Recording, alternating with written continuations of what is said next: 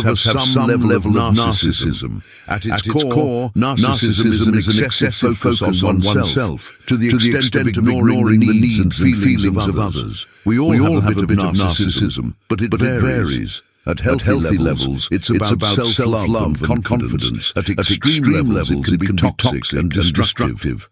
Recognizing where you or others fall on this spectrum is super important. So, where does narcissism come from? It often starts in childhood. If a child doesn't get the right kind of validation, or if they're neglected or overly indulged, they can develop an unhealthy focus on themselves. These early experiences shape how we act and relate to others as adults. Green introduces this idea called the mirror effect. Basically, narcissists are obsessed with how they are perceived by others. They see themselves reflected in the actions and reactions of others. Narcissists tend to be highly sensitive to how they are perceived and can become obsessed with their image. This can lead to some pretty manipulative behaviors to ensure they drive us to lessons, and I can't wait to explore it with you all. So let's dive in. The Laws of Human Nature by Robert Greene. Chapter 1. The Law of Irrationality. Have you ever wondered why sometimes, out of the blue, we just act a little crazy? I'm talking about those moments when we do things that just don't seem to make any sense at all. Well, you're not alone. We often like to think of ourselves as rational beings. We make lists, weigh pros and cons, and try to make the best decisions. But if we're also rational, why do we often end up making irrational decisions? That's where the law of irrationality steps in. It suggests that despite our best efforts, our emotions often cloud our judgment more than we'd like to admit. Now think about a time when you made a decision in the heat of the moment.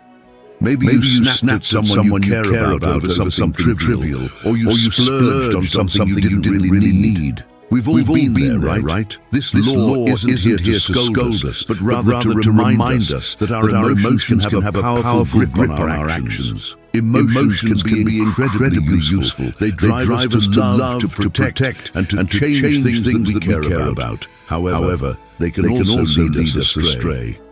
The key takeaway from the law of irrationality is awareness. By being aware that we are not always as rational as we think, we can step back and try to see the emotional forces at play in our decisions. So how do we combat this irrationality? First off, it's about recognizing when you're making an emotional decision. Ask yourself, am I deciding this because I feel strongly about it right now, or because it's actually the best decision? The next step is to give yourself some time. Often just taking a moment to pause can help clear the emotional fog. Another powerful method is to seek out different perspectives. Talk to people who might see the situation differently.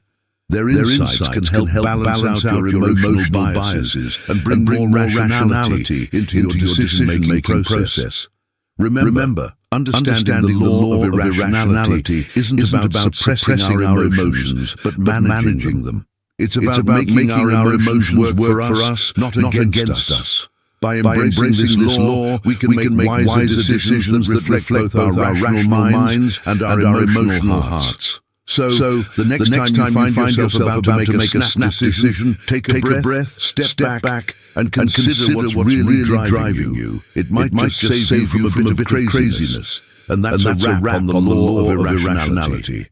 I hope this gives you some food for thought on how our emotions and rationality often tangle in the dance of decision-making. Remember, a little awareness goes a long way in mastering the laws of our nature. Chapter 2. The Law of Narcissism.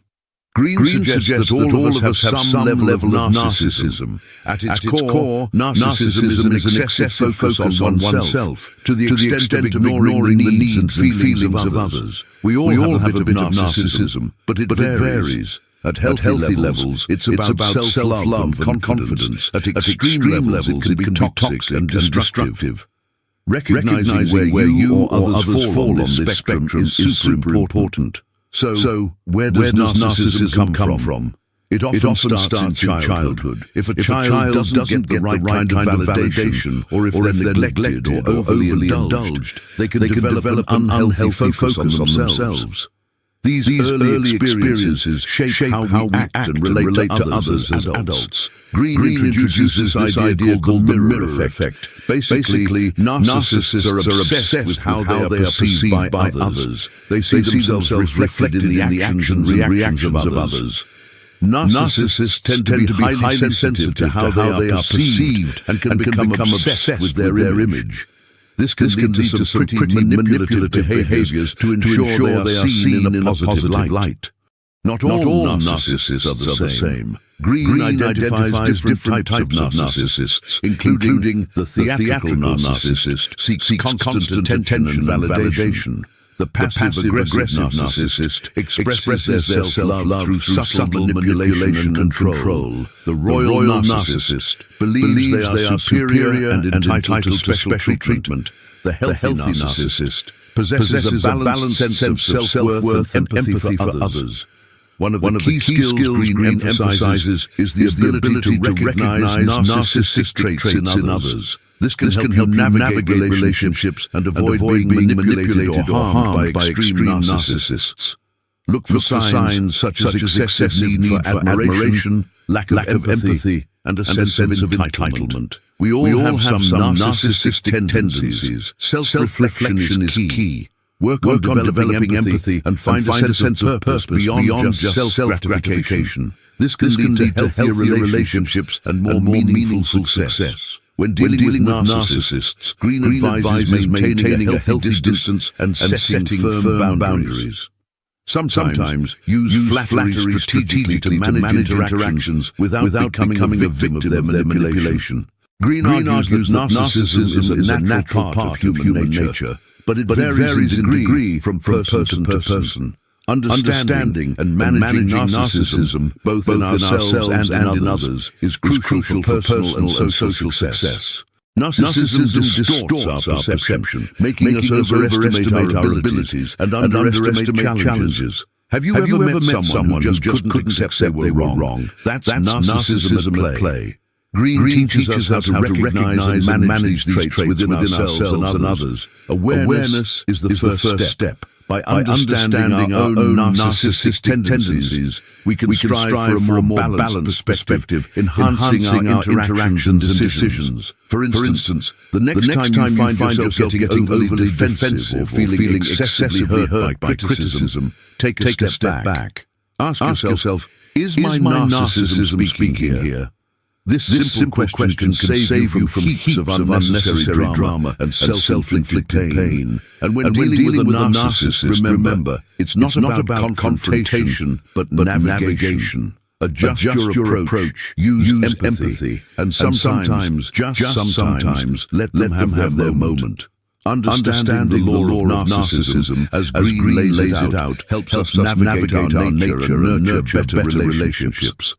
It's about finding that sweet spot where our self-esteem supports our goals without trampling over others. By understanding the spectrum of narcissism, recognizing it in ourselves and others, and developing strategies to manage it, we can improve our personal and professional relationships. Remember, introspection is the key to personal growth. Keep exploring yourself and the nature around you. Chapter 3. The law of role-playing. Guess what? Every day, whether we realize it or not, we're all actors in the grand stage of life. Green explains that role-playing is a natural part of being human. From a young age, we learn to adopt certain roles to fit into our surroundings. These roles help us gain acceptance, influence others, and achieve our goals. We all wear masks in social situations to present ourselves in a way that's appealing to others. But sometimes wearing a mask can create a disconnect between who we really are and the persona we project. If this gap gets too big, it can lead to inner conflict and stress. While role-playing can be super useful, Green warns us not to be too inauthentic. If people see you as insincere or manipulative, it can really hurt your reputation and relationships. The key is to balance the roles you play with being true to yourself. Green provides strategies for mastering the art of role-playing. These include self-awareness, understand the roles you naturally gravitate towards and how they impact your interactions.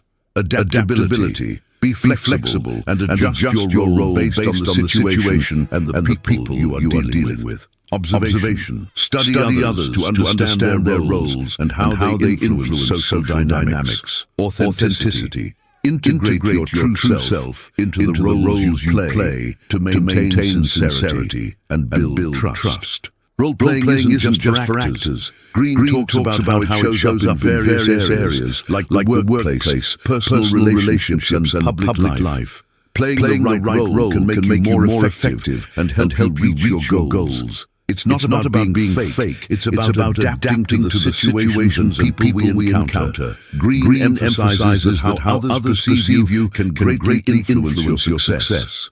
By understanding the roles you play and managing your image, you can shape perceptions in your favor and boost your chances of success. By being aware of the masks we wear and striving for a balance between role-playing and authenticity, we can navigate social situations more effectively and build stronger, more genuine relationships. Chapter 4. The Law of Compulsive Behavior.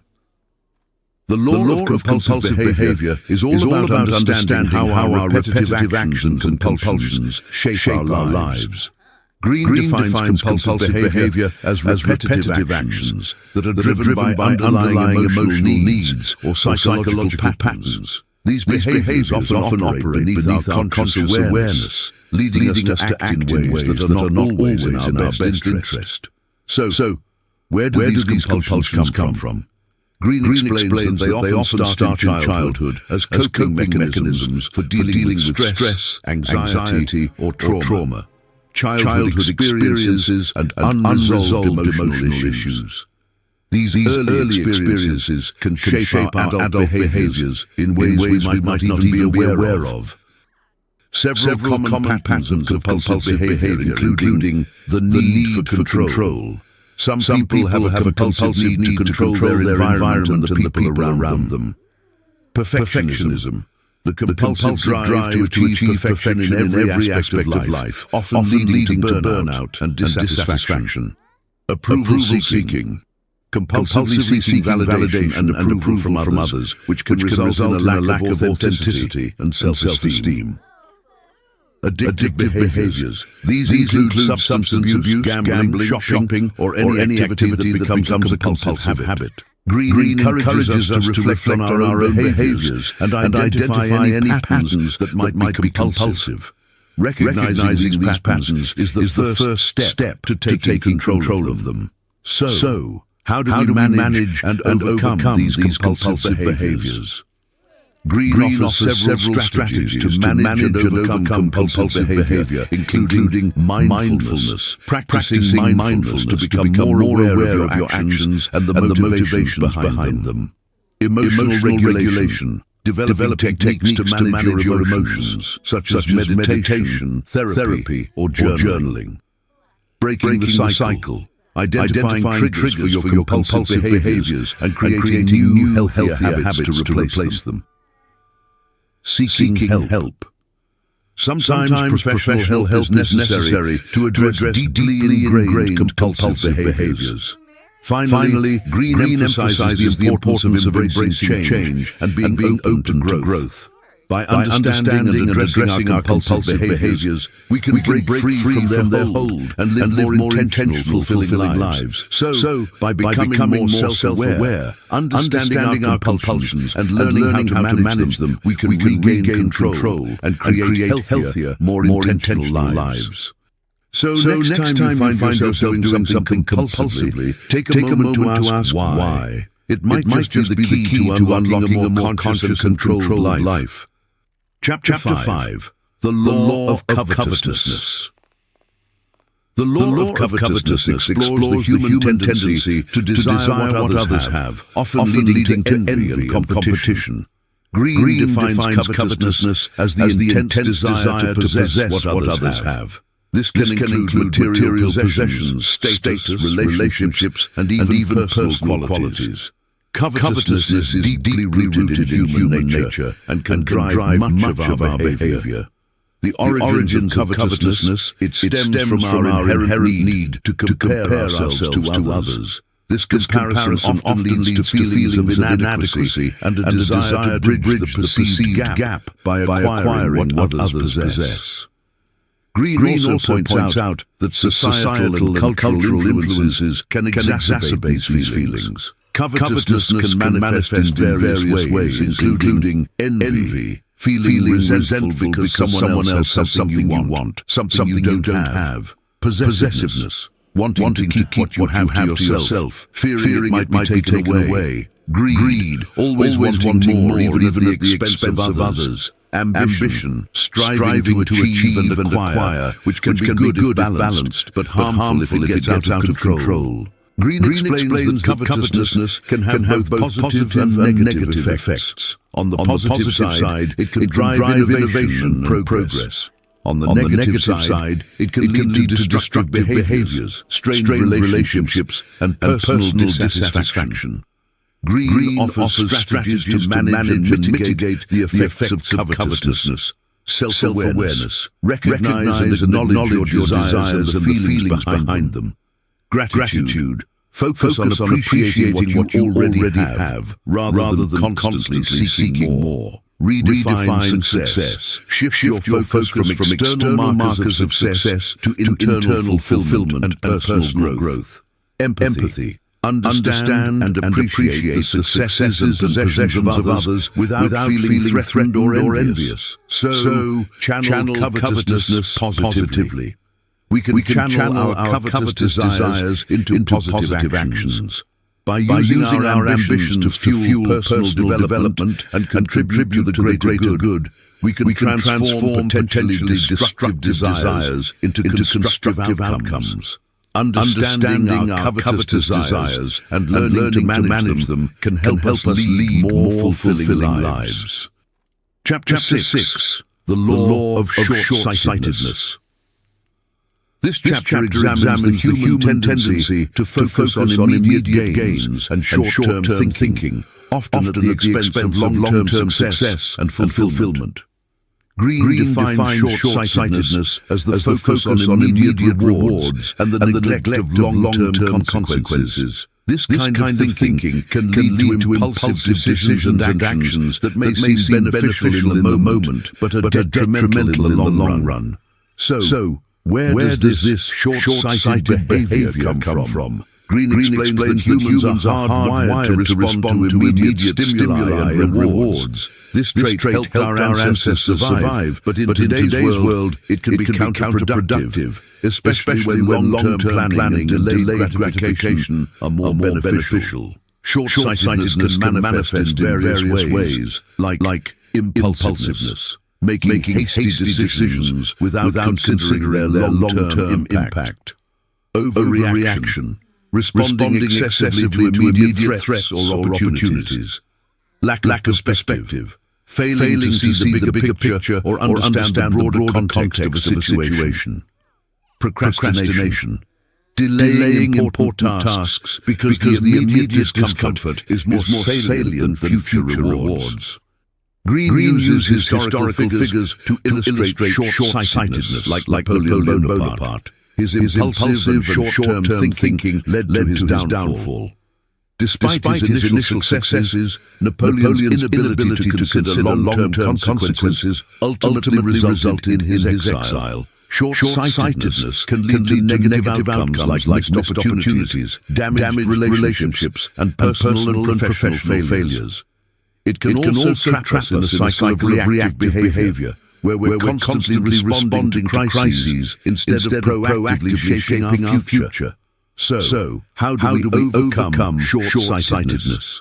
Green offers several strategies to overcome short-sightedness and cultivate a long-term perspective. Self-awareness. Recognize your tendencies towards impulsiveness and immediate gratification.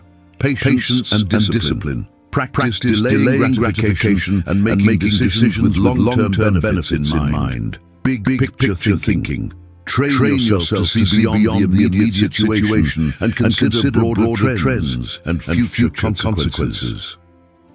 Strategic planning. Set long-term goals and create detailed plans to achieve them, breaking them down into manageable steps. So being able to adjust your plans and strategies in response to changing circumstances is crucial for long-term success.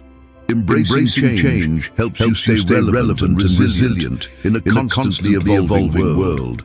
Understanding and overcoming short-sightedness can help us make better decisions and achieve more sustainable success. Chapter 7. The Law of Defensiveness.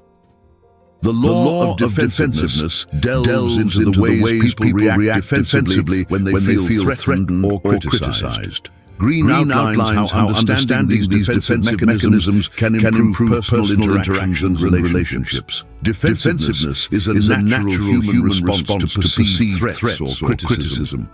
It's a protective mechanism to guard one's self-esteem and ego. People become defensive to protect their vulnerabilities and insecurities. Recognizing this can help in managing and navigating interactions more effectively.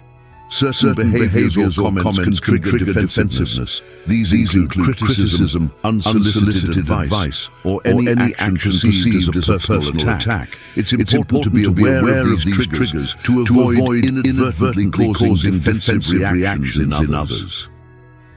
Signs of defensiveness. Green outlines various signs that indicate a person is becoming defensive, such as sudden changes in tone, body language, denial, rationalization, and aggression. Recognizing these signs can help in adjusting one's approach to diffuse tension and foster more constructive dialogue. Green emphasizes the importance of self-awareness in managing one's own defensiveness. By recognizing when you are becoming defensive, you can take steps to control your reactions. Techniques such as taking a pause, deep breathing, and re-evaluating the situation can help in responding more calmly and rationally. To avoid triggering defensiveness in others, Green suggests strategies such as framing criticism constructively, showing empathy, and using diplomatic language. It's also helpful to create a supportive environment where the other person feels safe and understood. Sometimes it's necessary to strategically retreat from a conflict or defensive situation. This doesn't mean conceding defeat, but rather choosing a more opportune moment to address the issue, letting some conflicts slide and revisiting them when emotions cool down, allowing for a more productive discussion. Apply these principles to improve communication with partners, friends, and family members. By reducing defensiveness, you can build stronger and more harmonious relationships. Reflect on your own defensive patterns and work on overcoming them. This self-awareness can lead to personal growth and better emotional intelligence. In the workplace, understanding defensiveness can help in managing employees, negotiating with colleagues, and resolving disputes. To wrap up, the law of defensiveness teaches us that by understanding and managing defensive behaviors, we can improve our interactions and build more positive relationships. Next, Chapter 8. The Law of Self-Sabotage. Green delves into the unconscious forces that drive self-sabotaging behavior and offers insights on how to recognize and overcome these tendencies. Self-sabotage is a pattern where individuals hinder their own goals and well-being. This behavior often stems from deep-seated fears and insecurities. It involves unconscious motivations and behaviors that lead to failure or disappointment. Green suggests that self-sabotage is rooted in early life experiences, often involving feelings of guilt, unworthiness, or fear of success. Negative beliefs about oneself, ingrained from a young age, can lead to a cycle of self-defeating behavior. Forms of self-sabotage: procrastination, delaying tasks that are important for success. Indecisiveness, avoiding making decisions due to fear of making the wrong choice. Perfectionism, setting unattainable standards that lead to feelings of failure. Negative self-talk. Internal dialogue that undermines confidence and motivation. Addictive behaviors. Engaging in harmful habits that distract from goals and responsibilities. Green emphasizes the importance of self-awareness and self-reflection. Understand the underlying fears and beliefs that drive your self-sabotaging behavior. Develop a more positive self-image and cultivate self-compassion. Replace negative self-talk with affirmations and constructive thoughts. Set realistic and achievable goals. Break tasks into smaller steps to avoid feeling overwhelmed. Seek feedback and support from others. Surround yourself with people who encourage and motivate you. Shift your mindset from one of fear and doubt to one of confidence and resilience. Embrace challenges as opportunities for growth. Practice mindfulness and stay present in the moment. This helps in reducing anxiety about the future and regrets about the past. Celebrate small victories and progress. Acknowledge your achievements to build momentum and confidence. The law of self-sabotage provides valuable insights into the unconscious patterns that hinder our success and happiness. By understanding the roots and forms of self-sabotage and taking steps to overcome them, we can break free from these negative cycles and achieve our true potential. Green encourages us to become more self-aware, cultivate a positive mindset, and develop habits that support our goals and well-being. Now Chapter 9, The Law of Repression. The law of repression explores the psychological mechanisms behind repression, how it affects our behavior and interactions, and ways to become more aware of and manage our repressed emotions. Green defines repression as the process by which we unconsciously hide or suppress emotions, desires, and memories that we find unacceptable or threatening. These repressed elements don't disappear. Instead, they influence our thoughts and actions in subtle and often negative ways. Repression often begins in childhood when we start to learn what is acceptable behavior and what is not. To fit in with societal norms or family expectations, we might push down certain feelings or desires. Over time, this becomes an unconscious habit. Repression can manifest in various ways, including anxiety and stress. Repressed emotions can create a constant undercurrent of anxiety or stress. Unexplained anger, sudden bursts of anger or irritation can be signs of repressed feelings surfacing. Self-sabotage, engaging in behaviors that undermine our own success or well-being, can be linked to unresolved inner conflicts. Projection, attributing our own repressed feelings to others and reacting negatively towards them.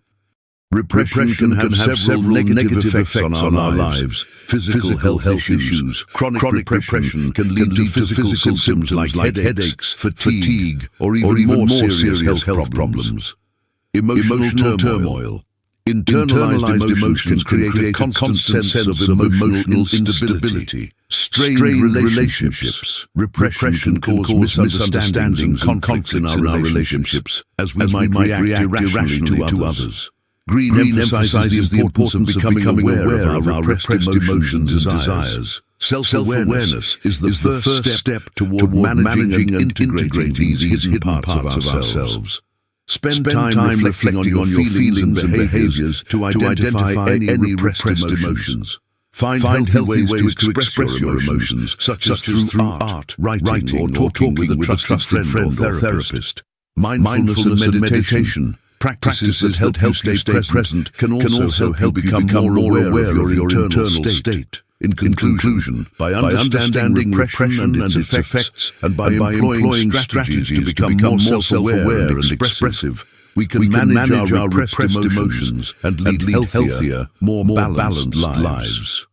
Move on to Chapter 10, The Law of Envy. Green defines envy as the feeling of discontent or resentment aroused by someone else's possessions, qualities, or luck. Unlike admiration, which can inspire us, envy often leads to negative emotions and destructive behavior. Envy often stems from deep-seated insecurities and feelings of inferiority. It arises when we compare ourselves to others and perceive that they have something we lack. Social environments that emphasize competition and comparison can exacerbate these feelings. Envy can manifest in various ways, including gossip and backbiting, speaking ill of others to bring them down or tarnish their reputation. Sabotage, deliberate actions to hinder or undermine the success of those we envy. Passive-aggressive behavior, indirect expressions of envy through subtle digs or insincere compliments.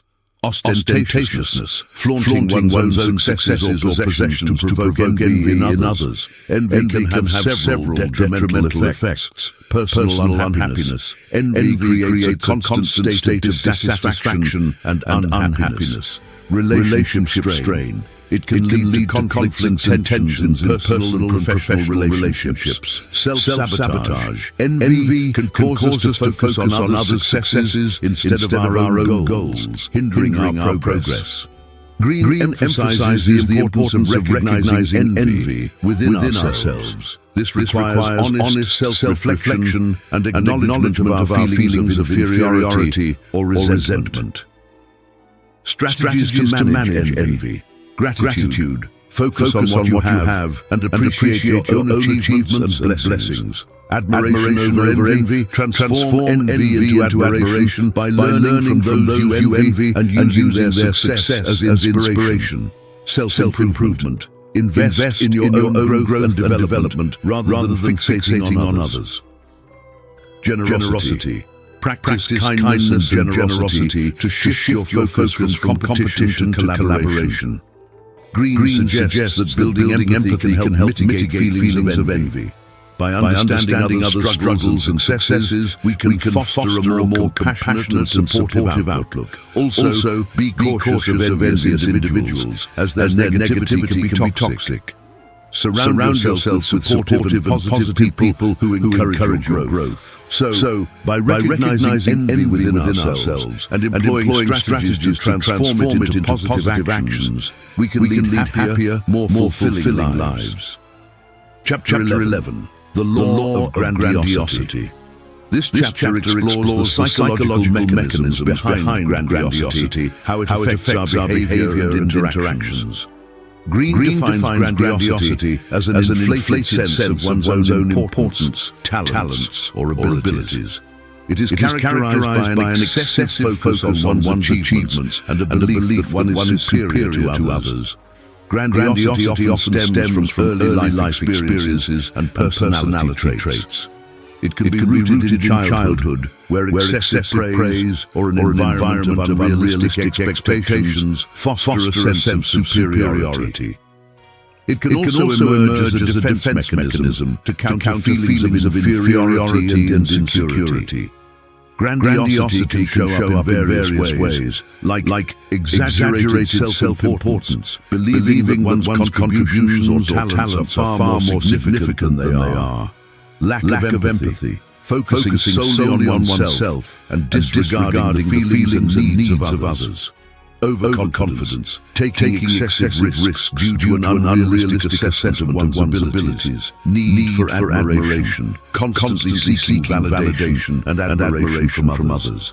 Grandiosity can have several negative effects. Alienation, pushing people away due to arrogance and lack of empathy. Failure and disappointment, setting unrealistic goals and failing to achieve them can lead to significant setbacks.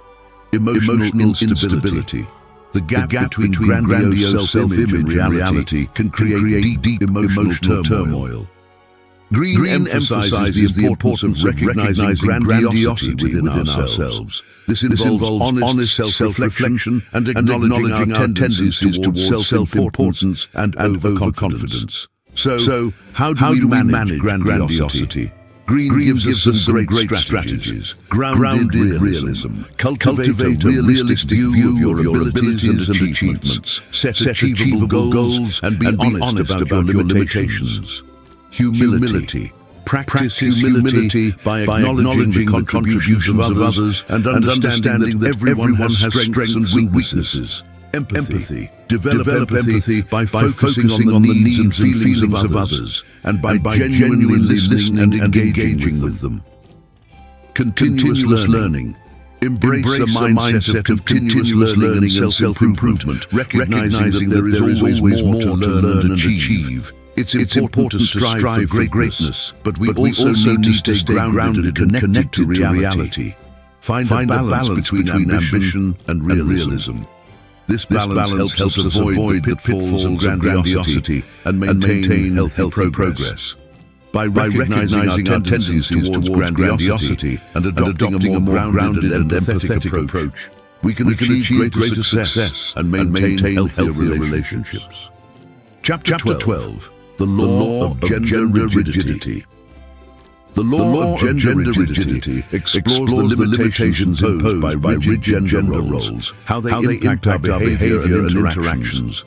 Green defines gender rigidity as the strict adherence to traditional gender roles and stereotypes. These roles dictate how men and women are supposed to behave, limiting the expression of our true selves. Gender roles have deep historical and cultural roots. Societal norms, religious teachings, and historical practices have long dictated specific roles and behaviors for men and women. These roles were often necessary for survival in ancient societies, but are less relevant today. Gender rigidity can manifest in various ways, including suppressing emotions. Men might be discouraged from showing vulnerability, while women might be discouraged from showing assertiveness. Career choices. Certain professions are stereotypically seen as male or female, limiting individuals from pursuing their true interests. Relationship dynamics. Gender roles can dictate power dynamics and responsibilities in relationships, often leading to imbalance and dissatisfaction. Green uses historical figures to illustrate the impact of gender rigidity. For example, he discusses the life of French writer George Sand, Amantine Lucille Aurore Dupin, who defied gender norms by dressing as a man and adopting a male pen name to gain freedom and respect in her career. Gender rigidity can have several negative effects, such as stifled potential. People are unable to explore and develop their full range of talents and interests. Emotional suppression. Suppressing emotions and traits that don't fit traditional roles can lead to psychological distress, conflict and misunderstanding. Rigid roles can create misunderstandings and conflicts in personal and professional relationships. Green emphasizes the importance of embracing a more fluid understanding of gender. This involves recognizing and valuing traits and behaviors in ourselves and others that don't conform to traditional gender roles. Green offers several strategies to deal with gender rigidity.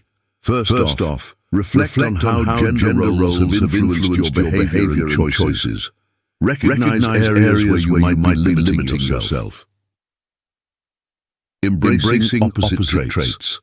Encourage yourself to develop traits typically associated with the opposite gender, such as vulnerability for men or assertiveness for women. Look for role models who have successfully transcended traditional gender roles. Learn from their experiences and apply similar strategies in your own life. Lastly, encourage and support those around you in breaking free from gender constraints. Foster an environment where everyone feels free to express their true selves. So by recognizing and overcoming the limitations imposed by traditional gender roles and integrating both masculine and feminine traits within ourselves, we can unlock our full potential and lead more authentic, balanced, and fulfilling lives. And that's a wrap on the law of gender rigidity. Next, Chapter 13, the Law of Aimlessness. The law of aimlessness explores the importance of having a clear sense of purpose and direction in life, how aimlessness can undermine our success and happiness. Green defines aimlessness as a lack of direction, purpose, or long-term goals in life. It involves drifting through life without clear objectives or a sense of meaning. Aimlessness can lead to a range of negative outcomes like lack of fulfillment, Without a clear purpose, we may feel unfulfilled and dissatisfied, even if we achieve certain successes. Procrastination.